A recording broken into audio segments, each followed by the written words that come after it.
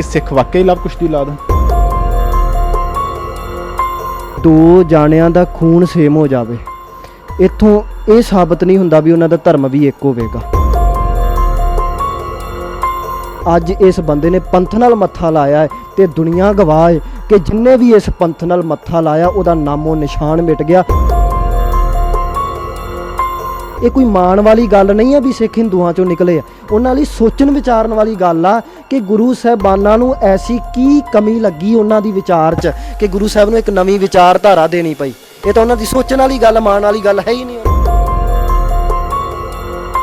गुरु गोबिंद सिंह कहंदे मैं नहीं पत्थर पूजदा, कि मोदी जी ये जिक्र कर सकते हैं?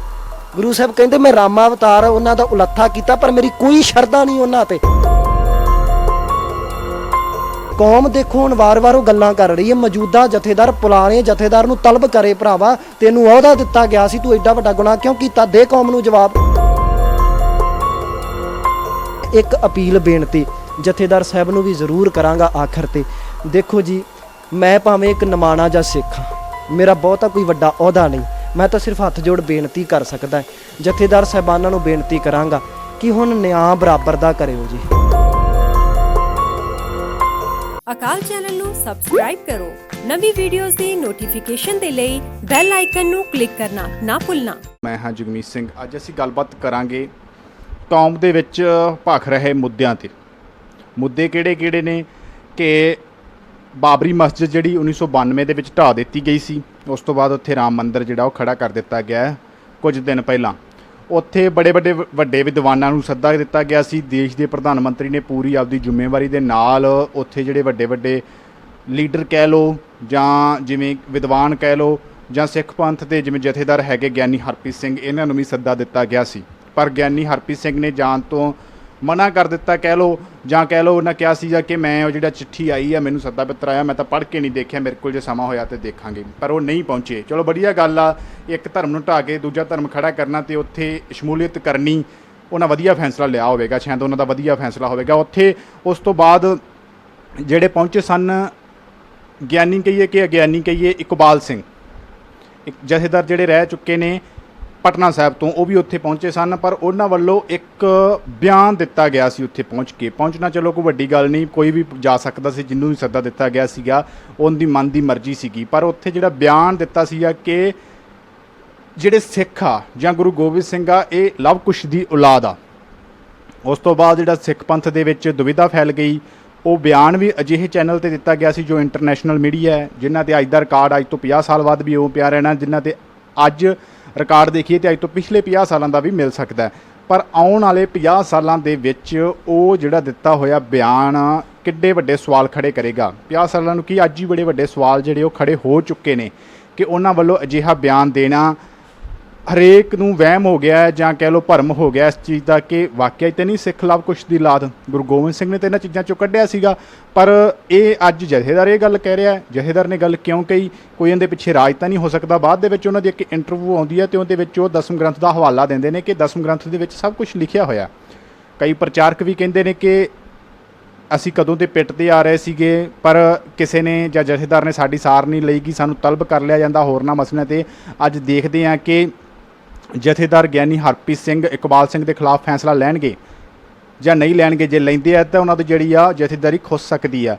ये सारे जिहड़े विवाद चल रहे हैं, एक विवाद होर बड़ा तगड़ा चल रहा सुच्चा सिंह लंगाह दा, जिन्हां नूं बलात्कार के दोषी सारे भली भात जाणू ने, पर किसी दल पंथ वल्लों उहनूं अमृतपान करवाया जांदा ते वो अकाल तख्त तो छेके होए सन। ये भी बड़ा वड्डा विवाद है। सारे विवादां ते गलबात करांगे। साडे नाल हरजोत सिंह खालसा जी। सब तो पहला वाहिगुरू जी का खालसा जी, वाहिगुरू जी का खालसा वाहिगुरू जी की फतेह जी। हरजोत सिंह जी, सब तो पहला एक शॉर्ट जी सवाल है कि सिख वाकई लव कुश दी औलाद है?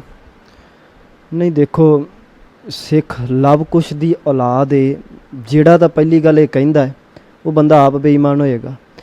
इहदे च कोई सच्चाई नहीं है भी सिख लव कुश दी औलाद है। मैं तो अक्सर ये गल कहना हुन्ना जी कि धर्म की दुनिया दे विच ये मैटर ही नहीं करता साडे पूर्वज कौन आ, क्योंकि दो जाणिਆਂ ਦਾ खून सेम हो जाए इत्थों ये साबित नहीं हुंदा भी उन्हां दा धर्म भी एक होवेगा। रिश्तिਆਂ ਦਾ एक होना ये साबित नहीं करता भी धर्म भी एक आ, क्योंकि धर्म विचारधारा का नाम है। ਸਿੱਖਾਂ ਦੀ ਗੱਲ ਆਉਂਦੀ ਆ ਵੀ ਅਸੀਂ ਲਵ ਕੁਸ਼ ਦੀ ਔਲਾਦ ਹਾਂ ਕਿ ਨਹੀਂ, ਹਿੰਦੂਆਂ ਦਾ ਹਿੱਸਾ ਹਾਂ ਕਿ ਨਹੀਂ, ਇਹ ਸਾਬਤ ਹੋਏਗਾ ਗੁਰੂ ਨਾਨਕ ਸਾਹਿਬ ਜੀ ਦੀ ਵਿਚਾਰਧਾਰਾ ਤੋਂ। ਹੁਣ ਹਿੰਦੂ ਕਹਿੰਦੇ ਵੀ ਜਨੇਊ ਪਾਉਣਾ ਚਾਹੀਦਾ ਹੈ, ਤੇ ਗੁਰੂ ਨਾਨਕ ਸਾਹਿਬ ਉਹਨਾਂ ਦੀ ਬਾਹ ਫੜ ਕੇ ਕਹਿ ਰਹੇ ਵੀ ਮੈਂ ਇਹ ਜਨੇਊ ਪਾਉਣਾ ਨਹੀਂ ਤੇ ਨਾ ਸਿੱਖਾਂ ਨੂੰ ਪਾਉਣ ਦੇਣਾ। ਉਹ ਕਹਿੰਦੇ ਵੀ ਧੋਤੀ ਪਾਉਣੀ ਚਾਹੀਦੀ, ਮੱਥੇ ਤੇ ਤਿਲਕ ਲਾਉਣਾ ਚਾਹੀਦਾ ਹੈ। ਗੁਰੂ ਨਾਨਕ ਸਾਹਿਬ ਨੇ ਨਾ ਲਾਇਆ ਤੇ ਨਾ ਸਿੱਖਾਂ ਨੂੰ ਲਾਉਣ ਦਿੱਤਾ। ਜਨੇਊ ਦੀ ਗੱਲ ਆਉਂਦੀ ਤੇ ਸਪਸ਼ਟ ਗੁਰਬਾਣੀ 'ਚ ਮਹਾਰਾਜ ਕਹਿੰਦੇ ਤੱਗ ਨਾ ਇੰਦਰੀ ਤੱਗ ਨਾ ਨਾਰੀ, ਭਲਕੇ ਥੁੱਕ ਪਵੈ ਨਿਤ ਦਾੜੀ, ਤੱਗ ਨਾ ਪੈਰੀ ਤੱਗ ਨਾ ਹੱਥੀ, ਤੱਗ ਨਾ ਜੇਵਾ ਤੱਗ ਨਾ ਅੱਖੀ। ਜਾਂ ਮਹਾਰਾਜ ਕਹਿੰਦੇ ਦਇਆ ਕਪਾਸ ਸੰਤੋਖ ਸੂਤ ਜੱਤ ਗੰਢੀ ਸੱਤ ਵੱਟ, ਇਹੋ ਜਨੇਊ ਜੀ ਕਾ ਹਈ ਤਾਂ ਪਾਂਡੇ ਘੱਤ। ਕਿਹੜੀ ਵਿਚਾਰ ਆ ਜਿੱਥੇ ਗੁਰੂ ਨਾਨਕ ਸਾਹਿਬ ਜੀ ਦੀ ਵਿਚਾਰਧਾਰਾ ਉਹਨਾਂ ਨਾਲ ਮੈਚ ਕਰ ਰਹੀ ਹੋਵੇ? ਹਰ ਗੱਲ ਤੇ ਤਾਂ ਮਹਾਰਾਜ ਨੇ ਅਸਹਿਮਤੀ ਜਤਾਈ ਆ। ਉਹ ਸ਼੍ਰੀ ਰਾਮਚੰਦਰ ਨੂੰ ਭਗਵਾਨ ਮੰਨਦੇ, ਗੁਰੂ ਸਾਹਿਬ ਕਹਿੰਦੇ ਮੈਂ ਉਹਨੂੰ ਪਰਮਾਤਮਾ ਮੰਨਦਾ ਜਿਹੜਾ ਰਮਿਆ ਹੋਇਆ। ਅਸੀਂ ਸ਼੍ਰੀ ਰਾਮਚੰਦਰ ਨੂੰ ਪਰਮਾਤਮਾ ਨਹੀਂ ਮੰਨਦੇ, ਉਹ ਸ਼ਿਵ ਜੀ ਦੇ ਉਪਾਸ਼ਕ ਹੋਣਗੇ। ਗੁਰੂ ਨਾਨਕ ਸਾਹਿਬ ਕਹਿੰਦੇ ਸਿਵ ਸਿਵ ਕਰਤੇ ਜੋ ਨਰ ਧਿਆਵੈ, ਬਲਦ ਚੜ੍ਹੇ ਡੌਰੂ ਟਮਕਾਵੇ, ਗੁਰੂ ਗ੍ਰੰਥ ਸਾਹਿਬ ਦੇ ਬਚਨ। ਅਸੀਂ ਨਾ ਸ਼ਿਵ ਜੀ ਦੇ ਉਪਾਸ਼ਕ, ਇੱਕ ਵੀ ਵਿਚਾਰ ਦੇ ਨਾਲ ਅਸੀਂ ਸਹਿਮਤ ਹੀ ਨਹੀਂ, ਫਿਰ ਕੋਈ ਕਿਵੇਂ ਕਹਿ ਸਕਦਾ ਵੀ ਅਸੀਂ ਉਹਨਾਂ ਦਾ ਹਿੱਸਾ? ਯਾਨੀ ਇਕਬਾਲ ਸਿੰਘ ਰਾਮਾ ਮੰਦਰ ਦੇ ਜਿਹੜੇ ਉੱਥੇ ਉਦਘਾਟਨ ਤੇ ਜਾਂ ਸਮਾਰੋਹ ਸਮਾਗਮ ਤੇ ਗਏ ਸੀ ਤੇ ਉੱਥੇ ਉਹਨਾਂ ਇੱਕ ਬਿਆਨ ਦਿੱਤਾ ਕਿ ਵਾਕਈ ਲਵ ਕੁਸ਼ ਦੀ ਔਲਾਦ ਆ। ਉਸ ਤੋਂ ਬਾਅਦ ਉਹਨਾਂ ਦੀ ਇੰਟਰਵਿਊ ਆਉਂਦੀ ਹੈ, ਉਹਦੇ ਵਿੱਚ ਉਹ ਦਸਮ ਗ੍ਰੰਥ ਦਾ ਹਵਾਲਾ ਦੇ ਰਹੇ ਨੇ। ਦੇਖੋ ਜੀ, ਜੇ ਉਹਨੇ ਇਹ ਬਿਆਨ ਦਿੱਤਾ ਹੈ ਉਹ ਬਿਲਕੁਲ ਗਲਤ ਦਿੱਤਾ ਹੈ, ਤੇ ਮੈਂ ਬੇਨਤੀ ਕਰਾਂਗਾ ਸਾਡੇ ਜਥੇਦਾਰਾਂ ਨੂੰ ਜਲਦੀ ਤੋਂ ਜਲਦੀ ਸਖਤ ਕਾਰਵਾਈ ਕਰਨੀ ਚਾਹੀਦੀ, ਉਸ ਬੰਦੇ ਨੂੰ ਤਲਬ ਕਰਕੇ ਸਖਤ ਕਾਰਵਾਈ ਹੋਵੇ। ਕਿਉਂਕਿ ਅੱਜ ਜਥੇਦਾਰ ਜੇ ਖਾਮੋਸ਼ ਰਹਿੰਦੇ ਨੇ, ਉਹਨਾਂ ਦੀ ਖਾਮੋਸ਼ੀ ਦੁਨੀਆ ਨੂੰ ਇਹ ਮੈਸੇਜ ਦੇ ਦੇਗੀ ਕਿ ਅਸੀਂ ਵੀ ਉਹਦੇ ਨਾਲ ਸਹਿਮਤ ਹਾਂ। ਪਰ ਜੇ ਅੱਜ ਸਖਤ ਕਾਰਵਾਈ ਹੋਏਗੀ ਤਾਂ ਹੀ ਦੁਨੀਆ ਨੂੰ ਸਮਝ ਲੱਗੇਗੀ ਭਾਈ ਵੀ ਕੌਮ ਉਸ ਬੰਦੇ ਨਾਲ ਸਹਿਮਤ ਹੀ ਨਹੀਂ ਹੈਗੀ। ਪਹਿਲੀ ਗੱਲ ਕਿ ਜਿਨ੍ਹਾਂ ਦੇ ਸੱਦੇ ਪੱਤਰ ਨੂੰ ਸਾਡੇ ਅਕਾਲ ਤਖਤ ਸਾਹਿਬ ਦੇ ਜਥੇਦਾਰ ਨੇ ਪੜ੍ਹਨਾ ਵੀ ਠੀਕ ਨਹੀਂ ਸਮਝਿਆ, ਤੇ ਫਿਰ ਵੀ ਉਹ ਇਕਬਾਲ ਸਿਉਂ ਰਹਿ ਚੁੱਕਾ ਜਥੇਦਾਰ ਪਟਨਾ ਸਾਹਿਬ ਦਾ, ਹੁਣ ਨਹੀਂ ਹੈ, ਰਹਿ ਚੁੱਕਾ ਜਥੇਦਾਰ। ਇੱਕ ਤਾਂ ਉੱਥੇ ਜਾ ਕੇ ਆਪਣੇ ਆਪ ਨੂੰ ਜਥੇਦਾਰ ਦੱਸਦਾ ਹੈ, ਦੂਜਾ ਇਹ ਬਿਆਨ ਦਿੰਦਾ ਵੀ ਅਸੀਂ ਉਹਨਾਂ ਦੀ ਔਲਾਦ ਆ। ਫਿਰ ਇੰਟਰਵਿਊ ਦੇ ਵਿੱਚ ਉਹਦਾ ਇਹ ਬਿਆਨ ਦੇਣਾ ਕਿ ਗੁਰੂ ਗੋਬਿੰਦ ਸਿੰਘ ਕਹਿੰਦੇ ਨੇ ਇਸ ਤਰ੍ਹਾਂ, ਇਹ ਬਿਲਕੁਲ ਉਹਦਾ ਝੂਠਾ ਦਾਅਵਾ ਹੈ। ਮੈਂ ਅਕਸਰ ਇਹ ਕਹਿਣਾ ਹੁੰਦਾ ਹੈ ਕਿ ਜਿਹੜੀ ਗੱਲ ਤੇ ਸਾਡੇ ਗੁਰੂ ਸਾਹਿਬਾਨਾਂ ਨੇ ਇਹ ਸਾਬਤ ਕੀਤਾ ਹੈ ਕਿ ਅਸੀਂ ਹਿੰਦੂਆਂ ਦਾ ਹਿੱਸਾ ਨਹੀਂ, ਇਹ ਵਿਰੋਧੀ ਲੋਕ ਇੰਨੇ ਚਲਾਕ ਨੇ ਕਿ ਇਹਨਾਂ ਨੇ ਉਸੇ ਹੀ ਗੱਲ ਤੋਂ ਸਾਬਤ ਕਰਨ ਦੇ ਦਾਅਵੇ ਕੀਤੇ ਨੇ ਕਿ ਅਸੀਂ ਉਹਨਾਂ ਦਾ ਹੀ ਹਿੱਸਾ। ਇਹ ਬੜੇ ਲੋਕ ਚਲਾਕ ਨੇ। ਤੁਸੀਂ ਕਹਿੰਦੇ ਕਿ ਉਹ ਜਥੇਦਾਰ ਹੈ ਨਹੀਂ, ਉਹ ਆਪਦਾ ਦਾਅਵਾ ਕਰ ਰਿਹਾ, ਉਹ ਕਹਿੰਦਾ ਵੀ ਮੈਂ ਜਥੇਦਾਰ ਹਾਂ, 35 ਸਾਲ ਤੋਂ ਚੱਲਦਾ ਆ ਰਿਹਾ। ਹੁਣ ਜਥੇਦਾਰ ਪੰਥ ਕਹਿੰਦਾ ਵੀ ਹੋਰ ਨੂੰ ਲਾ ਦਿੱਤਾ, ਪਰ ਉਹ ਕਹਿੰਦਾ ਜਥੇਦਾਰ ਮੈਂ ਆ ਉੱਥੋਂ ਦਾ। ਦੇਖੋ ਜੀ, ਜਥੇਦਾਰ ਕੌਣ? ਇਹ ਤਾਂ ਪੰਥ ਨੇ ਫੈਸਲਾ ਕਰਨਾ ਹੈ ਨਾ, ਸਾਰੇ ਜਥੇਬੰਦੀਆਂ ਪੰਥ ਨੇ। ਅੱਜ ਪਟਨਾ ਸਾਹਿਬ ਜਿਹੜੇ ਗਿਆਨੀ ਰਣਜੀਤ ਸਿੰਘ ਗੌਰੇ ਮਸਕੀਨ ਨੇ, ਉਹਨਾਂ ਨੂੰ ਇਹ ਜ਼ਿੰਮੇਵਾਰੀ ਦਿੱਤੀ, ਪੰਥ ਨੇ ਉਹਨਾਂ ਨੂੰ ਜ਼ਿੰਮੇਵਾਰੀ ਦਿੱਤੀ। ਤੇ ਕੋਈ ਬੰਦਾ ਪੰਥ ਦੇ ਨਾਲ ਜਿਹੜਾ ਮੱਥਾ ਲਾ ਕੇ ਇਹ ਕਵੇ ਵੀ ਮੈਂ ਜਥੇਦਾਰ, ਉਹ ਤਾਂ ਪੰਥ ਦਾ ਵਿਰੋਧੀ ਹੋ ਗਿਆ ਨਾ, ਉਹ ਤਾਂ ਪੰਥ ਦੁਖੀ ਹੋ ਗਿਆ। ਉਹ ਦਾਅਵੇ ਕਰੀ ਜਾਵੇ ਪਰ ਉਹਦੇ ਦਾਅਵੇ ਝੂਠੇ ਨੇ। ਹੁਣ ਤੁਸੀਂ ਇੱਥੋਂ ਹੀ ਮੈਂ ਕਹਿੰਦਾ ਇੱਥੋਂ ਅੰਦਾਜ਼ਾ ਲਾ ਲਓ, ਜਿਹੜਾ ਬੰਦਾ ਇਹ ਝੂਠ ਬੋਲ ਸਕਦਾ ਵੀ ਮੈਂ ਜਥੇਦਾਰ ਹਾਂ ਹਾਲਾਂਕਿ ਨਹੀਂ, ਤਾਂ ਉਹਦੇ ਲਈ ਇਹ ਝੂਠ ਬੋਲਣਾ ਕਿੱਡੀ ਕੁ ਗੱਲ ਹੈ ਵੀ ਅਸੀਂ ਵੀ ਲਵ ਕੁਸ਼ ਦੀ ਔਲਾਦ ਆ। ਝੂਠ ਹੀ ਬੋਲ ਰਿਹਾ ਨਾ ਕਿ ਮੇਰੇ ਨਾਲ ਜਿੰਨੇ ਪੰਗਾ ਲਿਆ ਸੀ ਪਹਿਲਾਂ, ਮਤਲਬ ਜੋ ਵੀ ਅੜਿਆ ਸੀ ਇਸ ਚੀਜ਼ ਨੂੰ ਲੈ ਕੇ, ਉਹਦੇ 'ਚ ਮੈਂ ਸੱਚਾ ਉਤਰਦਾ ਰਿਹਾ, ਤੇ ਪਰ ਉਹ ਇਸ ਦੁਨੀਆ ਤੇ ਨਹੀਂ ਰਹੇ। ਹੁਣ ਦੇਖਦੇ ਅੱਗੇ ਕੀ ਹੁੰਦਾ। ਉਹ ਇੰਟਰਵਿਊ ਦੇ ਵਿੱਚ ਹੱਸ ਕੇ ਗੱਲ ਕਰਦਾ। ਦੇਖੋ ਜੀ, ਜਿਨ੍ਹਾਂ ਨਾਲ ਪੰਗੇ ਲਏ ਉਹ ਪਤਾ ਨਹੀਂ ਕੌਣ ਸੀ, ਮੈਨੂੰ ਨਹੀਂ ਪਤਾ, ਉਹ ਰਹੇ ਨਾ ਰਹੇ ਉਹਦਾ ਕੋਈ ਸਾਡੇ ਨਾਲ ਮਤਲਬ ਨਹੀਂ ਹੈ। ਪਰ ਅੱਜ ਇਸ ਬੰਦੇ ਨੇ ਪੰਥ ਨਾਲ ਮੱਥਾ ਲਾਇਆ ਹੈ ਤੇ ਦੁਨੀਆ ਗਵਾਹ ਹੈ ਕਿ ਜਿੰਨੇ ਵੀ ਇਸ ਪੰਥ ਨਾਲ ਮੱਥਾ ਲਾਇਆ ਉਹਦਾ ਨਾਮੋ ਨਿਸ਼ਾਨ ਮਿਟ ਗਿਆ। ਪੜ੍ਹ ਕੇ ਦੇਖ ਲਓ ਪੁਰਾਣਾ ਇਤਿਹਾਸ, ਜ਼ਕਰੀਏ ਦਾ ਕੀ ਹੋਇਆ ਹੈ, ਅਬਦਾਲੀ ਦਾ ਕੀ ਹੋਇਆ ਹੈ, ਜਿਨ੍ਹਾਂ ਨੇ ਮੱਸੇ ਰੰਗੜ ਦਾ ਕੀ ਹੋਇਆ ਹੈ, ਜਿਨ੍ਹਾਂ ਨੇ ਦਰਬਾਰ ਸਾਹਿਬ ਦੇ ਨਾਲ ਆੜਾ ਲਾਇਆ, ਪੰਥ ਦੇ ਨਾਲ ਮੱਥਾ ਲਾਇਆ, ਉਹਨਾਂ ਦਾ ਨਾਮੋ ਨਿਸ਼ਾਨ ਮਿਟ ਗਿਆ। ਅੱਗੇ ਹੋਰਾਂ ਦੇ ਨਾਲ ਤੇਰਾ ਵਾਹ ਪਿਆ ਹੋਏਗਾ, ਪਰ ਐਤਕੀ ਤੇਰਾ ਵਾਹ ਪੰਥ ਨਾਲ ਪੈ ਗਿਆ। ਤੇ ਪੰਥ ਦੇ ਨਾਲ ਮੱਥਾ ਲਾਉਣ ਦੇ ਨਾਲ ਕੀ ਹਾਲ ਹੋਇਆ ਉਹ ਕੁਝ ਤੇਰਾ ਵੀ ਹੋਣਾ। ਜਿਵੇਂ ਤੁਸੀਂ ਕਹਿੰਦੇ ਹੁਣ ਪੰਥ ਦੇ ਨਾਲ ਮੱਥਾ ਪੈ ਗਿਆ, ਉਹ ਪਰ ਦਸਮ ਦਾ ਹਵਾਲਾ ਦੇ ਰਿਹਾ ਨਾ, ਦਸਮ ਗ੍ਰੰਥ ਦਾ ਹਵਾਲਾ ਦੇ ਕੇ ਕਹਿ ਰਿਹਾ ਕਿ ਉਹਦੇ ਵਿੱਚ ਸਭ ਕੁਝ ਲਿਖਿਆ ਹੈ। ਪਰ ਇਸ ਦੇ ਨਾਲ ਹੀ ਭਾਈ ਰਣਜੀਤ ਸਿੰਘ ਢੰਡਰੀਆਂ ਵਾਲੇ ਸਟੇਜ ਤੇ ਪ੍ਰਚਾਰ ਕਰਦੇ ਕਹਿੰਦੇ ਨੇ ਕਿ ਮੈਂ ਕਦੋਂ ਦਾ ਇਸ ਚੀਜ਼ ਦਾ ਪਿੱਟਦਾ ਆ ਰਿਹਾ ਸੀ, ਪਰ ਕਿਸੇ ਨੇ ਮੇਰੀ ਇੱਕ ਨਹੀਂ ਸੁਣੀ। ਮੈਨੂੰ ਤਲਬ ਕਰ ਲਿਆ ਜਾਂਦਾ ਸੀ, ਜਾਂ ਮੈਨੂੰ ਮਤਲਬ ਕਿ ਪੰਥ 'ਚ ਛੇਕਣ ਦੀਆਂ ਗੱਲਾਂ ਸਾਹਮਣੇ ਆ ਜਾਂਦੀਆਂ ਸੀ। ਅੱਜ ਵੇਖਾਂਗੇ ਅਜਿਹਾ ਕੁਝ ਹੁੰਦਾ ਕਿ ਨਹੀਂ ਹੁੰਦਾ। ਇਹ ਉਹ ਦਸਮ ਗ੍ਰੰਥ ਦਾ ਹਵਾਲਾ ਹੀ ਦਿੱਤੀ ਜਾਂਦਾ ਜਿੰਦੇ ਮੈਂ ਕਹਿੰਦਾ ਸੀ ਵੀ ਇਸ ਨੂੰ ਰੱਦ ਕਰ ਦਿਓ। ਦੇਖੋ ਜੀ, ਰੱਦ ਕਰਨਾ ਇਹ ਕੋਈ ਸਿਆਣਪ ਵਾਲੀ ਗੱਲ ਨਹੀਂ ਹੈ। ਮੈਂ ਤਾਂ ਉਹਨਾਂ ਭਾਈ ਸਾਹਿਬ ਨੂੰ ਇਹ ਬੇਨਤੀ ਕਰਨੀ ਚਾਹਾਂਗਾ ਵੀ ਦੇਖੋ ਜੀ, ਉਹ ਦਸਮ ਗ੍ਰੰਥ ਦਾ ਹਵਾਲਾ ਦੇ ਕੇ ਸਾਨੂੰ ਹਿੰਦੂ ਸਾਬਤ ਕਰਨਾ ਚਾਹੁੰਦੇ ਨੇ ਕਿ ਭਾਈ ਸਾਹਿਬ ਨੂੰ ਇਹ ਨਹੀਂ ਪਤਾ ਵੀ ਉਹ ਲੋਕ ਤਾਂ ਗੁਰੂ ਗ੍ਰੰਥ ਸਾਹਿਬ ਦਾ ਹਵਾਲਾ ਦੇ ਕੇ ਵੀ ਸਾਬਤ ਕਰਨਾ ਚਾਹੁੰਦੇ ਵੀ ਅਸੀਂ ਹਿੰਦੂ ਆ।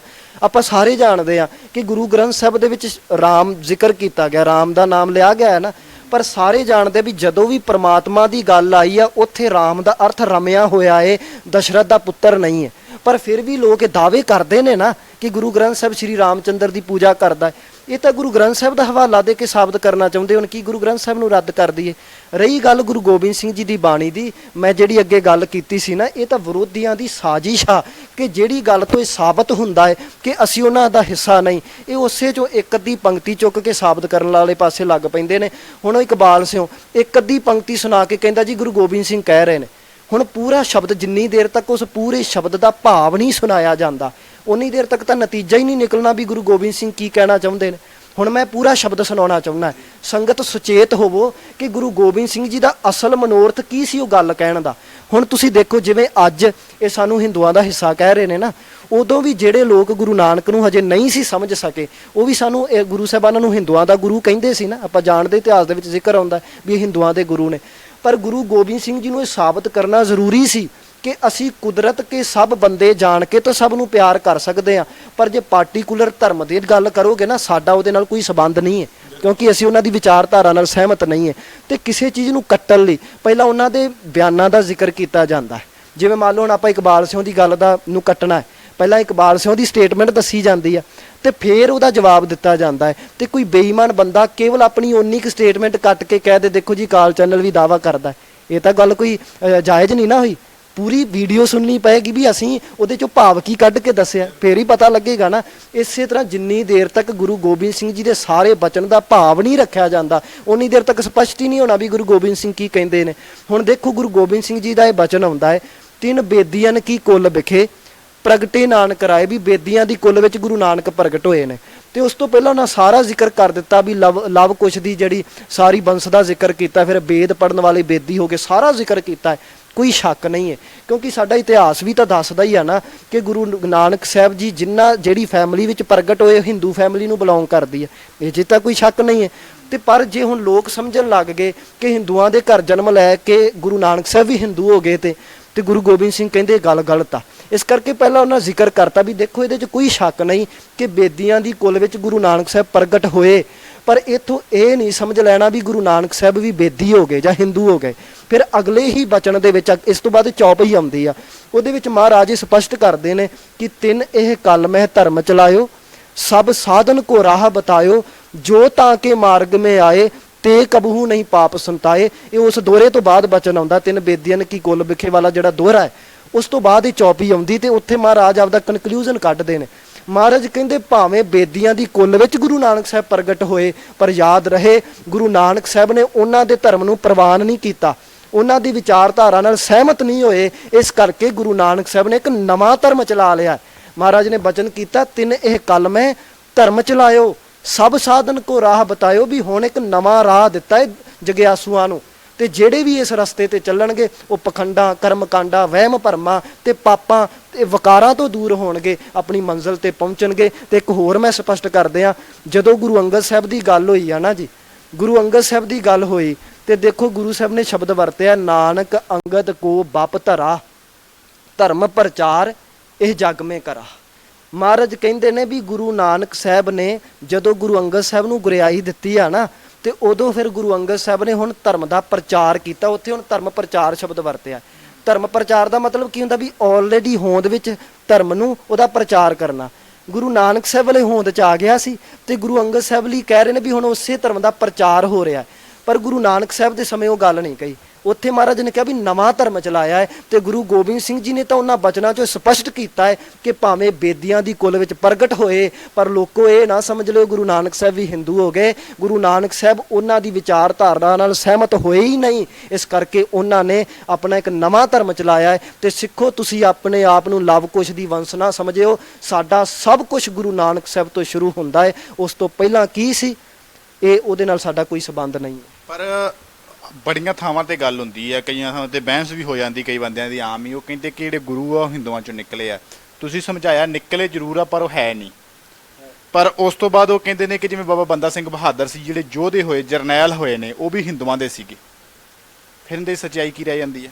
ਦੇਖੋ ਮੈਂ ਨਾ ਅਕਸਰ ਇਹ ਗੱਲ ਕਹਿਣਾ ਹੁੰਦਾ ਹੈ ਵੀ ਧਰਮ ਦੀ ਦੁਨੀਆ 'ਚ ਨਾ ਇਹ ਮੈਟਰ ਹੀ ਨਹੀਂ ਕਰਦਾ ਵੀ ਉਹਨਾਂ ਦਾ ਪਿਛੋਕੜ ਕੀ ਸੀ। ਜਿਵੇਂ ਆਪਾਂ ਅੱਗੇ ਗੱਲ ਕੀਤੀ ਖੂਨ ਦਾ ਇੱਕ ਹੋਣਾ, ਇਹ ਸਾਬਤ ਨਹੀਂ ਕਰਦਾ ਵੀ ਧਰਮ ਇੱਕ ਆ। ਹੁਣ ਤੁਸੀਂ ਦੇਖੋ ਉਹਨਾਂ ਦੀ ਵਿਚਾਰਧਾਰਾ ਜੇ ਜਨੇਊ ਨੂੰ ਮੰਨ ਰਹੀ ਆ, ਗੁਰੂ ਨਾਨਕ ਸਾਹਿਬ ਠੋਕ ਕੇ ਕਹਿੰਦੇ ਮੈਂ ਜਨੇਊ ਨੂੰ ਮੰਨਦਾ ਹੀ ਨਹੀਂ। ਉਹ ਸ਼ਿਵ ਜੀ ਨੂੰ ਮੰਨਦੇ, ਗੁਰੂ ਸਾਹਿਬ ਕਹਿੰਦੇ ਠੋਕ ਕੇ ਕਹਿੰਦੇ ਮੈਂ ਮੰਨਦਾ ਹੀ ਨਹੀਂ। ਜੇ ਉਹਨਾਂ ਦੀ ਵਿਚਾਰਧਾਰਾ ਨੂੰ ਮੰਨਦੇ ਹੀ ਨਹੀਂ ਫਿਰ ਹਿੰਦੂ ਕਿਵੇਂ ਹੋਏ? ਹਿੰਦੂ ਉਹ ਜਿਹੜਾ ਸ਼ਿਵ ਜੀ ਨੂੰ ਮੰਨਦਾ, ਹਿੰਦੂ ਉਹ ਜਿਹੜਾ ਜਨੇਊ ਨੂੰ ਮੰਨਦਾ, ਹਿੰਦੂ ਉਹ ਜਿਹੜਾ ਸ਼੍ਰੀ ਰਾਮਚੰਦਰ ਨੂੰ ਮੰਨਦਾ ਹੈ। ਪਰ ਗੁਰੂ ਨਾਨਕ ਸਾਹਿਬ ਨੇ ਇੱਕ ਵੀ ਉਹਨਾਂ ਦੀ ਗੱਲ ਨਾਲ ਸਹਿਮਤੀ ਨਹੀਂ ਪ੍ਰਗਟਾਈ, ਸਗੋਂ ਵਿਰੋਧ ਕਰਕੇ ਕਹਿੰਦੇ ਸਿਵ ਸਿਵ ਕਰਤੇ ਜੋ ਨਰ ਧਿਆਵੈ। ਰਹੀ ਗੱਲ ਜਰਨੈਲਾਂ ਦੀ, ਤੇ ਮੈਂ ਅਕਸਰ ਉਹਨਾਂ ਲੋਕਾਂ ਨੂੰ ਬੇਨਤੀ ਕਰ ਦਿੰਦਾ ਹੁੰਦਾ ਹੈ ਵੀ ਜੇ ਤੁਸੀਂ ਇਹ ਮਾਣ ਨਾਲ ਕਹਿੰਦੇ ਹੋ ਨਾ ਵੀ ਹਿੰਦੂਆਂ ਨੇ ਸਿੱਖ ਰਾਜ ਕਾਇਮ ਕੀਤਾ, ਤੇ ਮੈਂ ਬੇਨਤੀ ਕਰਾਂਗਾ ਜੇ ਬੰਦਾ ਸਿੰਘ ਬਹਾਦਰ ਨੂੰ ਹਿੰਦੂ ਸਾਬਤ ਕਰ ਦਿਓ, ਹਿੰਦੂ ਸੀ ਓਨੀ ਦੇਰ ਤੱਕ ਜਿੰਨੀ ਦੇਰ ਤੱਕ ਉਹ ਗੁਰੂ ਗੋਬਿੰਦ ਸਿੰਘ ਦਾ ਬੰਦਾ ਨਹੀਂ ਬਣਿਆ। ਤੇ ਇੰਨਾ ਮਹਾਨ ਕਾਰਜ ਉਦੋਂ ਕਿਉਂ ਨਹੀਂ ਕਰ ਦਿੱਤਾ ਜੇ ਇੰਨੀ ਤਾਕਤ ਸੀ? ਫਿਰ ਜਦੋਂ ਉਹ ਹਿੰਦੂ ਸੀ, ਡੇਰੇ 'ਚ ਬੈਠਾ ਸੀ, ਉਦੋਂ ਸਿੱਖ ਰਾਜ ਕਿਉਂ ਨਹੀਂ ਕਾਇਮ ਕਰ ਦਿੱਤਾ? ਉਦੋਂ ਹੀ ਕਿਉਂ ਕੀਤਾ ਜਦੋਂ ਗੁਰੂ ਗੋਬਿੰਦ ਸਿੰਘ ਦਾ ਸਿੱਖ ਹੋ ਗਿਆ।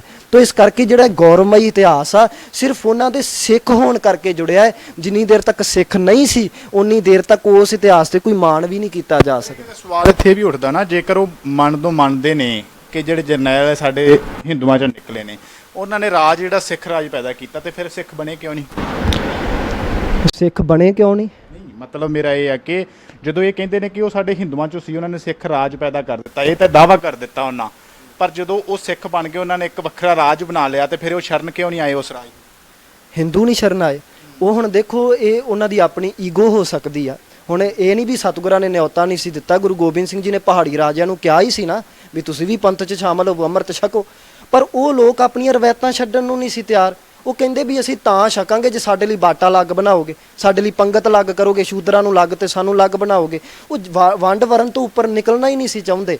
ਹੁਣ ਦੇਖੋ ਜਿਵੇਂ ਹੁਣ ਅੱਜ ਵੀ ਕਈ ਲੋਕ ਹੈਗੇ ਨੇ ਜਿਹੜੇ ਗੁਰੂ ਨਾਨਕ ਸਾਹਿਬ ਦੀ ਵਿਚਾਰਧਾਰਾ ਮੰਨਣੀ ਨਹੀਂ ਚਾਹੁੰਦੇ। ਤੇ ਫਿਰ ਉਹਨਾਂ ਨੂੰ ਇਹ ਚੀਜ਼ ਦਾ ਦਾਅਵਾ ਵੀ ਨਹੀਂ ਕਰਨਾ ਚਾਹੀਦਾ ਵੀ ਅਸੀਂ ਜਿਹੜੇ ਸਾਡੇ ਜਰਨੈਲ ਸੀ ਉਹ ਹਿੰਦੂ ਸੀ? ਉਹਨਾਂ ਨੂੰ ਸਮਝਣਾ ਚਾਹੀਦਾ ਜੀ ਵੀ ਜਦੋਂ ਇੱਕ ਬੰਦੇ ਨੇ ਆਪਣੀਆਂ ਪੁਰਾਣੀਆਂ ਰਵਾਇਤਾਂ ਛੱਡ ਕੇ ਇੱਕ ਨਵੀਂ ਵਿਚਾਰਧਾਰਾ ਅਪਣਾ ਹੀ ਲਈ, ਫਿਰ ਉਹਦਾ ਤਾਂ ਪਿਛੋਕੜ ਨਾਲ ਸੰਬੰਧ ਹੀ ਨਹੀਂ ਰਿਹਾ। ਤਾਂ ਮੈਂ ਇੱਥੋਂ ਤੱਕ ਕਹਿ ਦੇਵਾਂ ਇਹ ਕੋਈ ਮਾਣ ਵਾਲੀ ਗੱਲ ਨਹੀਂ ਆ ਵੀ ਸਿੱਖ ਹਿੰਦੂਆਂ ਚੋਂ ਨਿਕਲੇ ਆ। ਉਹਨਾਂ ਲਈ ਸੋਚਣ ਵਿਚਾਰਨ ਵਾਲੀ ਗੱਲ ਆ ਕਿ ਗੁਰੂ ਸਾਹਿਬਾਨਾਂ ਨੂੰ ਐਸੀ ਕੀ ਕਮੀ ਲੱਗੀ ਉਹਨਾਂ ਦੀ ਵਿਚਾਰ 'ਚ ਕਿ ਗੁਰੂ ਸਾਹਿਬ ਨੂੰ ਇੱਕ ਨਵੀਂ ਵਿਚਾਰਧਾਰਾ ਦੇਣੀ ਪਈ।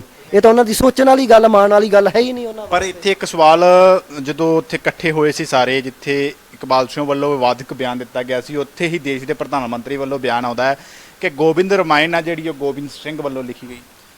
ਦੇਖੋ ਮੈਂ ਇਹ ਐਲਾਨੀਆ ਤੌਰ ਤੇ ਕਹਿਣਾ ਹੈ ਕਿ ਗੋਬਿੰਦ ਰਮਾਇਣ ਨਾਮ ਦਾ ਗ੍ਰੰਥ ਸਿੱਖ ਪੰਥ ਵਿੱਚ ਹੈ ਹੀ ਨਹੀਂ ਹੈ। ਹਾਲਾਂਕਿ ਗੁਰੂ ਗੋਬਿੰਦ ਸਿੰਘ ਜੀ ਨੇ ਰਾਮਾ ਅਵਤਾਰ ਤੇ ਕ੍ਰਿਸ਼ਨਾ ਅਵਤਾਰ ਦਾ ਜ਼ਿਕਰ ਜ਼ਰੂਰ ਕੀਤਾ, ਪਰ ਉਹਦੇ ਪਿੱਛੇ ਵੀ ਇੱਕ ਕਾਰਨ ਆ ਜੀ। ਕਿਉਂਕਿ ਦੇਖੋ ਆਪਾਂ ਜਾਣਦੇ ਜਦੋਂ ਗੁਰੂ ਗ੍ਰੰਥ ਸਾਹਿਬ ਮਹਾਰਾਜ ਜੀ ਦੀ ਬਾਣੀ ਦਾ ਪਾਠ ਕਰਦੇ ਆ, ਉਹਦੇ ਵਿੱਚ ਬਚਨ ਪੜ੍ਹਦੇ ਆ ਨਾ ਜੀ, ਰਾਮ ਗਇਓ ਰਾਵਣ ਗਇਓ ਜਾਕੋ ਬਹੁ ਪਰਿਵਾਰ। ਮੰਨ ਲਓ ਕੋਈ ਬੰਦਾ ਕਿਸੇ ਹੋਰ ਦੇਸ਼ ਦੇ ਵਿੱਚ ਸਿੱਖੀ ਧਾਰਨ ਕਰ ਚੁੱਕਾ ਹੈ ਤੇ ਉਹਨੂੰ ਹਿੰਦੂਆਂ ਦੇ ਮਿਥਿਹਾਸ ਬਾਰੇ ਨਹੀਂ ਪਤਾ। ਮੰਨ ਲਓ ਉਹ ਬੰਦਾ ਜਦੋਂ ਇਹਨ ਪੰਕਤੀ ਪੜ੍ਹੇਗਾ, ਕਿਉਂਕਿ ਸਿੱਖ ਹੋ ਗਿਆ, ਗੁਰਬਾਣੀ ਤਾਂ ਪੜ੍ਹੇਗਾ, ਜਦੋਂ ਉਹ ਬੰਦਾ ਪੜ੍ਹੇਗਾ ਵੀ ਰਾਮ ਗਇਓ ਰਾਵਣ ਗਇਓ ਤੇ ਸੋਚੇਗਾ ਵੀ ਰਾਮ ਕੌਣ ਸੀ, ਇਹਦਾ ਜ਼ਿਕਰ ਕਿਉਂ ਹੋਇਆ? ਰਾਵਣ ਕੌਣ ਸੀ, ਇਹਦਾ ਜ਼ਿਕਰ ਕਿਉਂ ਹੋਇਆ? ਫਿਰ ਉਹਨੂੰ ਉਹਨਾਂ ਦੇ ਮਿਥਿਹਾਸ ਬਾਰੇ ਜਾਣਨਾ ਜ਼ਰੂਰੀ ਹੈ, ਕਿਉਂਕਿ ਗੁਰੂ ਗ੍ਰੰਥ ਸਾਹਿਬ ਦੇ ਵਿੱਚ ਸਾਖੀਆਂ ਤਾਂ ਸੁਣਾਈਆਂ ਨਹੀਂ ਹੋਈਆਂ ਜਾਂ ਉਹਨਾਂ ਦੇ ਮਿਥਿਹਾਸ ਦੀ ਡਿਟੇਲ ਤਾਂ ਮਿਲਦੀ ਨਹੀਂ, ਸਿਰਫ ਇੱਕ ਸਿਧਾਂਤ, ਇੱਕ ਸੱਚ ਰੱਖਿਆ ਗਿਆ।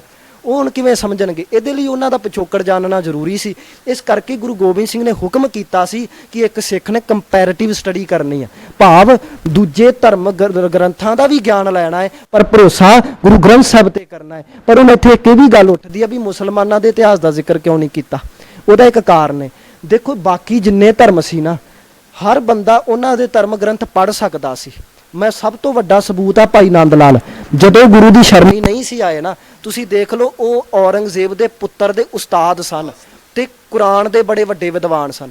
ਹਾਲਾਂਕਿ ਔਰੰਗਜ਼ੇਬ ਦਾ ਇਹ ਸੁਭਾਅ ਤਾਂ ਰਿਹਾ ਹੈ ਕਿ ਉਹ ਬੰਦਾ ਇੱਕ ਵਿਦਵਾਨ ਬੰਦੇ ਨੂੰ ਆਪਣੇ ਇਸਲਾਮ 'ਚ ਲੈ ਕੇ ਆਉਣਾ ਚਾਹੁੰਦਾ ਹੈ, ਪਰ ਉਹਨੇ ਆਪਣੇ ਗ੍ਰੰਥ ਪੜ੍ਹਨ ਤੇ ਪਾਬੰਦੀ ਨਹੀਂ ਲਾਈ।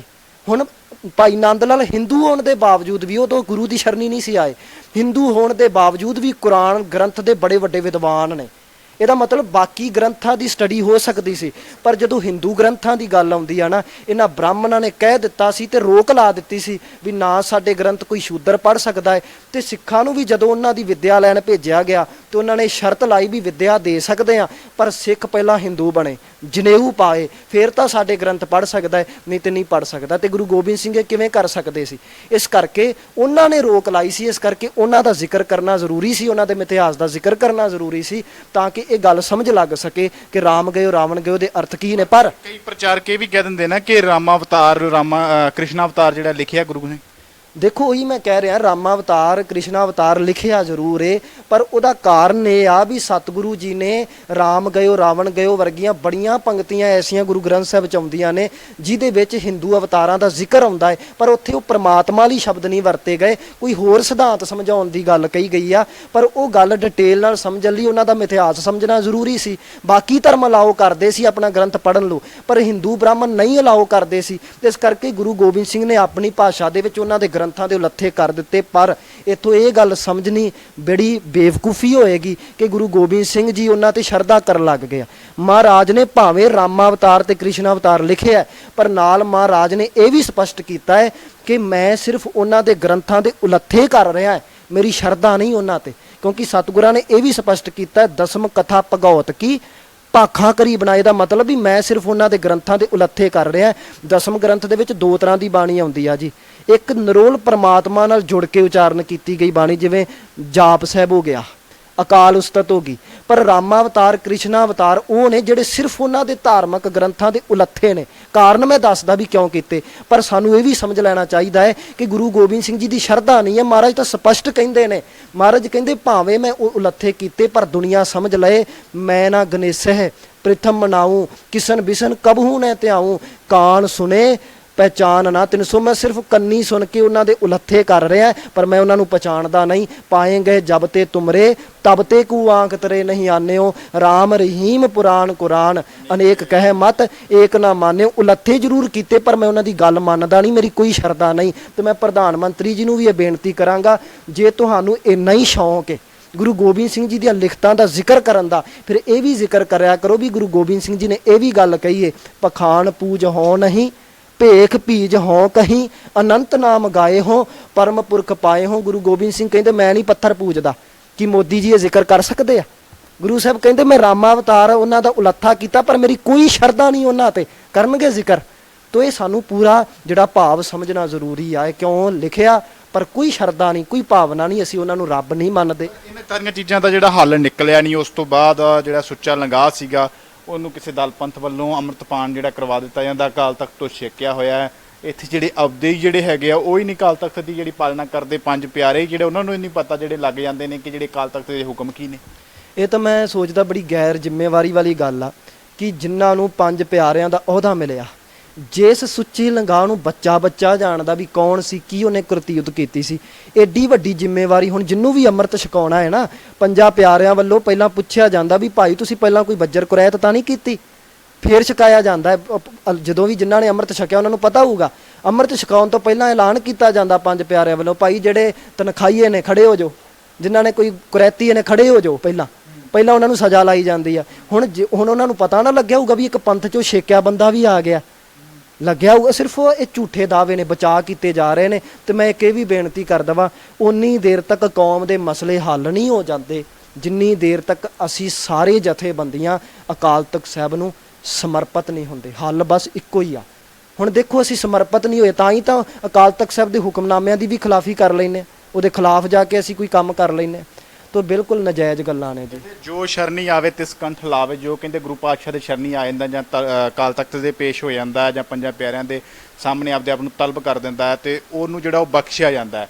ਇਹ ਜਿਹੜੀਆਂ ਬੱਜਰ ਕੁਰੈਤਾਂ ਜਿਹੜੀਆਂ ਕੀਤੀਆਂ, ਚਾਹੇ ਸੁੱਚਾ ਲੰਗਾਹ ਹੋਵੇ, ਚਾਹੇ ਇਕਬਾਲ ਸਿੰਘ ਵਰਗਾ ਹੋਵੇ, ਚਾਹੇ ਇੱਕ ਤੁੱਕਾ ਹੋਰ ਕੋਈ ਵੀ ਹੋਵੇ, ਜਿਨ੍ਹਾਂ ਨੇ ਸਿੱਖ ਪੰਥ ਦੀ ਸ਼ਾਨ ਦੇ ਖਿਲਾਫ ਕੋਈ ਵੀ ਕਦਮ ਜਿਹੜਾ ਚੱਕਿਆ, ਕਿ ਇਹਨਾਂ ਨੂੰ ਵੀ ਬਖਸ਼ਿਆ ਜਾਏ? ਦੇਖੋ ਇਹਦੇ 'ਚ ਤਾਂ ਕੋਈ ਸ਼ੱਕ ਨਹੀਂ, ਗੁਰਬਾਣੀ 'ਚ ਬਚਨ ਕੀਤਾ ਜੋ ਸ਼ਰਨ ਆਵੇ ਤਿਸ ਕੰਠ ਲਾਵੇ। ਪਰ ਨਾਲ ਮਹਾਰਾਜ ਨੇ ਇਹ ਵੀ ਕਿਹਾ ਵੀ ਬਿਨ ਪ੍ਰਤੀਤੀ ਕੂੜੀ ਅੱਖੀ ਮੀਟ ਦੇ ਤਿਨਕਾ ਉੱਤਰ ਜਾਏਗਾ ਝੂਠ ਗਮਾਨ।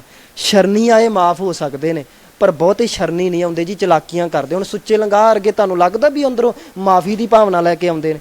ਉਹ ਤਾਂ ਉਹਨਾਂ ਦਾ ਤਾਂ ਇੱਕ ਮਨੋਰਥ ਆ ਰਾਜਨੀਤੀ ਦੇ ਵਿੱਚ ਪੈਰ ਪਸਾਰਨੇ। ਹੁਣ ਪਤਾ ਮੈਨੂੰ ਸਿੱਖ ਨਹੀਂ ਪੁੱਛਦਾ ਕੋਈ, ਇਸ ਕਰਕੇ ਜੇ ਕਿਸੇ ਅਹੁਦੇ ਤੇ ਪਹੁੰਚਣਾ ਚਾਹੁੰਦਾ, MP MLA ਜਾਂ ਸ਼੍ਰੋਮਣੀ ਕਮੇਟੀ ਦੇ ਕਿਸੇ ਅਹੁਦੇ ਤੇ ਪਹੁੰਚਣਾ ਚਾਹੁੰਦਾ, ਉਹਨੂੰ ਮਾਫੀ ਜ਼ਰੂਰੀ ਆ। ਉਹ ਬੰਦੇ ਤਾਂ ਚਲਾਕੀ ਨਾਲ ਆਉਂਦੇ। ਕਿਸੇ ਵੀਰ ਨੇ ਬੜੀ ਸੋਹਣੀ ਗੱਲ ਕਹੀ ਸੀ ਵੀ ਜਿਹੜੇ ਮਤਲਬ ਨਾਲ ਆਉਂਦੇ ਨਾ, ਉਹ ਮਤਲਬ ਹੀ ਦੂਰ ਕਰ ਦਿਓ। ਸੁੱਚੇ ਲੰਗਾਹ ਨੂੰ ਕਹਿ ਦਿਓ ਵੀ ਸ਼ਰਤ ਆ, ਅੱਜ ਤੋਂ ਬਾਅਦ ਤੂੰ ਰਾਜਨੀਤੀ 'ਚ ਪੈਰ ਨਹੀਂ ਪਾਉਣਾ, ਤੇ ਵੇਖ ਲਿਓ ਅੱਧੇ ਰਾਜਨੀਤਿਕ ਬੰਦੇ ਉੱਥੇ ਹੀ ਭੱਜ ਜਾਣਗੇ ਵੀ ਮੈਨੂੰ ਪੰਥ 'ਚ ਸ਼ਾਮਲ ਹੋਣ ਦੀ ਲੋੜ ਨਹੀਂ, ਜੇ ਮੈਂ ਰਾਜਨੀਤੀ 'ਚ ਹੀ ਸ਼ਾਮਲ ਨਹੀਂ ਹੋਣਾ, ਮੈਨੂੰ ਅਹੁਦਾ ਹੀ ਨਹੀਂ ਮਿਲਣਾ, ਮੈਂ ਪੰਥ 'ਚ ਆ ਕੇ ਕੀ ਕਰਨਾ। ਅੱਧੇ ਤਾਂ ਇਸ ਤਰ੍ਹਾਂ ਹੀ ਭੱਜ ਜਾਣਗੇ। ਤੇ ਮੈਂ ਇੱਕ ਅਪੀਲ ਬੇਨਤੀ ਜਥੇਦਾਰ ਸਾਹਿਬ ਨੂੰ ਵੀ ਜ਼ਰੂਰ ਕਰਾਂਗਾ ਆਖਰ ਤੇ। ਦੇਖੋ ਜੀ, ਮੈਂ ਭਾਵੇਂ ਇੱਕ ਨਿਮਾਣਾ ਜਾਂ ਸਿੱਖ ਹਾਂ, ਮੇਰਾ ਬਹੁਤਾ ਕੋਈ ਵੱਡਾ ਅਹੁਦਾ ਨਹੀਂ, ਮੈਂ ਤਾਂ ਸਿਰਫ ਹੱਥ ਜੋੜ ਬੇਨਤੀ ਕਰ ਸਕਦਾ ਹੈ। ਜਥੇਦਾਰ ਸਾਹਿਬਾਨਾਂ ਨੂੰ ਬੇਨਤੀ ਕਰਾਂਗਾ ਕਿ ਹੁਣ ਨਿਆਂ ਬਰਾਬਰ ਦਾ ਕਰਿਓ ਜੀ। ਉਹ ਚਲੋ ਉਹ ਸ਼੍ਰੋਮਣੀ ਕਮੇਟੀ ਦੇ ਬੰਦੇ, ਉਹਨਾਂ ਨੂੰ ਬਰਖਾਸਤ ਕੀਤਾ, ਠੀਕ ਆ, ਉਹ ਤਾਂ ਛੋਟੇ ਜਿਹੇ ਮੋਹਰੇ ਸੀ। ਕੜੀ ਲੱਭੀ ਜਾਵੇ ਵੀ ਇਹ ਕੜੀ, ਇਹ ਲੜੀ ਜੁੜਦੀ ਕਿੱਥੋਂ ਤੱਕ ਕਿ ਭਾਵੇਂ ਕੋਈ ਰਹਿ ਚੁੱਕਾ ਰਾਜਾ ਵੀ ਕਿਉਂ ਨਾ ਹੋਵੇ, ਉਹਨੂੰ ਵੀ ਤਲਬ ਕੀਤਾ ਜਾਵੇ, ਉਹਨੂੰ ਵੀ ਪੇਸ਼ ਕੀਤਾ ਜਾਵੇ ਵੀ ਭਾਈ ਤੂੰ ਇਹ ਗੁਨਾਹ ਕੀਤਾ, ਸੁੱਚੇ ਲੰਗਾਹ ਦੇ ਨਾਲ ਤੂੰ ਇਸ ਤਰ੍ਹਾਂ ਕਿਉਂ ਕੀਤਾ, ਉਹਨੂੰ ਮਾਫ ਕਰਾਉਣ ਦੀ ਕੜੀ ਤੇਰੇ ਤੱਕ ਜੁੜਦੀ ਪਈ ਆ। ਤੇ ਇੱਥੋਂ ਤੱਕ ਮੈਂ ਕਹਿੰਦਾ, ਅੱਜ ਦੇਖੋ ਜਦੋਂ ਵੀ ਲੋਕਾਂ ਦੇ ਨਾਲ ਆਪਾਂ ਗੱਲਾਂ ਕਰਦੇ ਆ ਨਾ, ਲੋਕ ਇਹ ਜਦੋਂ ਵੀ ਜਥੇਦਾਰਾਂ ਦੀ ਗੱਲ ਆਉਂਦੀ ਹੈ, ਲੋਕ ਇਹ ਗੱਲ ਕਹਿ ਦਿੰਦੇ ਜੀ ਜਥੇਦਾਰਾਂ ਦੀ ਕੀ ਛਵੀ ਹੈਗੀ ਹੈ। ਹਾਲਾਂਕਿ ਕਿਰਦਾਰ ਕੁਸ਼ੀ ਵੀ ਕੀਤੀ ਜਾਂਦੀ ਹੈ ਵਿਰੋਧੀਆਂ ਵੱਲੋਂ, ਪਰ ਸਾਨੂੰ ਇਹ ਵੀ ਸਮਝ ਲੈਣਾ ਚਾਹੀਦਾ ਹੈ ਕਿ ਜਿੰਨੀ ਦੇਰ ਤੱਕ ਪੁਰਾਣੇ ਜਥੇਦਾਰਾਂ ਦੀ ਗਲਤੀ ਸੁਧਾਰੀ ਨਹੀਂ ਨਾ ਜਾਂਦੀ, ਉਨੀ ਦੇਰ ਤੱਕ ਛਵੀ ਸੁਧਰ ਵੀ ਨਹੀਂ ਸਕਦੀ। ਹੁਣ ਪਿਛਲੇ ਜਥੇਦਾਰ ਗੁਰਬਚਨ ਸਿਉ ਨੇ ਦੇਖੋ, ਹੁਣ ਸਰਸੇ ਵਾਲੇ ਨੂੰ ਮਾਫੀ ਦਿੱਤੀ, ਬਿਨਾਂ ਮੰਗਿਆਂ ਦਿੱਤੀ, ਚਲੋ ਭਾਵੇਂ ਵਾਪਸ ਲੈ ਲਈ, ਪਰ ਉਹ ਗਲਤੀ ਦਾ ਸੁਧਾਰ ਨਹੀਂ ਹੈ। ਮਾਫੀ ਦਿੱਤੀ ਕਿਉਂ ਗਈ? ਗਲਤੀ ਦਾ ਸੁਧਾਰ ਤਾਂ ਹੋਵੇਗਾ, ਕੌਮ ਦੇਖੋ ਹੁਣ ਵਾਰ-ਵਾਰ ਉਹ ਗੱਲਾਂ ਕਰ ਰਹੀ ਹੈ, ਮੌਜੂਦਾ ਜਥੇਦਾਰ ਪੁਰਾਣੇ ਜਥੇਦਾਰ ਨੂੰ ਤਲਬ ਕਰੇ, ਭਰਾਵਾ ਤੈਨੂੰ ਅਹੁਦਾ ਦਿੱਤਾ ਗਿਆ ਸੀ, ਤੂੰ ਐਡਾ ਵੱਡਾ ਗੁਨਾਹ ਕਿਉਂ ਕੀਤਾ, ਦੇ ਕੌਮ ਨੂੰ ਜਵਾਬ।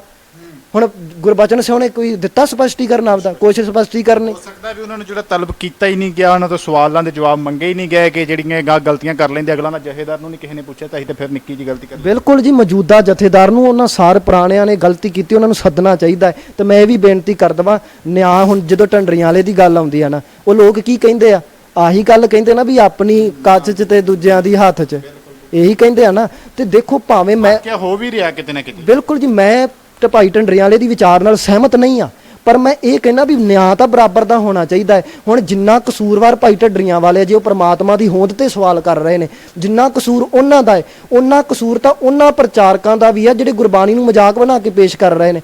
ਹੁਣ ਗਿਆਨੀ ਠਾਕੁਰ ਸਿੰਘ ਪਟਿਆਲੇ ਵਾਲੇ, ਉਹਨਾਂ ਨੂੰ ਤਲਬ ਕਿਉਂ ਨਹੀਂ ਕਰਦੇ? ਮਜ਼ਾਕ ਬਣਾ ਛੱਡਿਆ ਉਹਨੇ ਤਾਂ ਪੰਥ ਦਾ।